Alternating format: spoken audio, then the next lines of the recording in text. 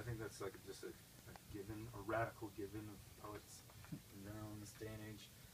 So I will simply say that I read a few poems tonight that come from a chapbook I have going out called Family Album, where the main character, as it were, is a young boy who rises to kinglyhood, who's named Son. And it's sort of it's supposed to be a joke because I'm really not into people using the term the speaker, so I wanted to sort of dramatize that a little bit. But it doesn't make sense without giving the explanation when I read them, so I usually just substitute myself back in. So, but now that I've explained it, you'll get a sense of what I'm talking about. This is the 14th poem in that chapter. Manhunt. It's this night, the crispness of counterfeit money.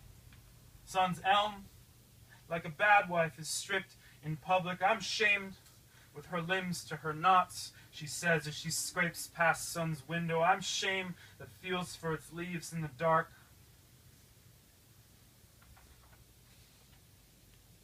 This last poem I've been ending with a lot on tour because it's a new poem.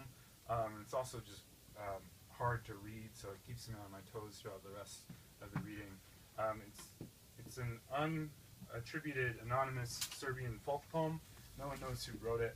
And there's some really nice translations of it out there. Charles Simic has a particularly nice one. I know people don't like him, but I like him. He's a good translator. And as I wrote the poem, I was just thinking of, like, when you read and you're up here and people are staring at you and stuff, like, I could not stop thinking of the president having to answer to his bullpen of journalists every day or whenever something goes wrong or whatever. So those two things sort of collided as I was writing the poem.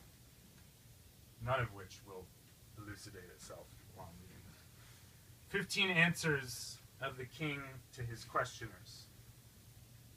Yes, I tasted my wife taste the go-devil they lowered from heaven, and I saw the white handkerchief they hung down from heaven to earth. I surveillanced 3 barrels. One was liquor, one oil, one was milk, and I heard the first whisper, I boiled to black, and I heard the black whisper, I boiled to milk, and I heard the last whisper, the milk boils all by itself. Yes, I watched the old warlander. She was lording me over her cult, and a black grouse was present. He was tearing out grass by the roots and weaving that grass in his fetlocks.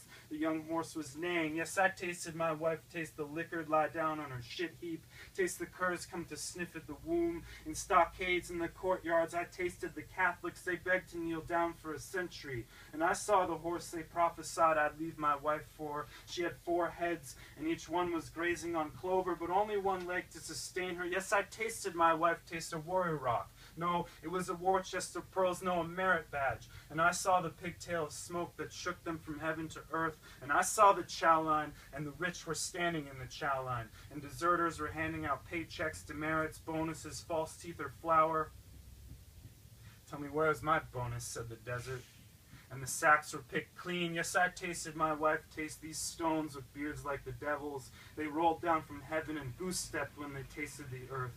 And 3 women I loved from my youth I saw weaving daisy chains and smearing each other's wrists, each other's chests with raw honey, and then crowning themselves with their chains and pressing to steady their prayer their wrists to the earth. And I saw many henchmen with horseshoes for eyes, with God's veins in their barrels, and with chutes filled with salt. And this is the devil's workforce, I said, and I put them to work. Thanks.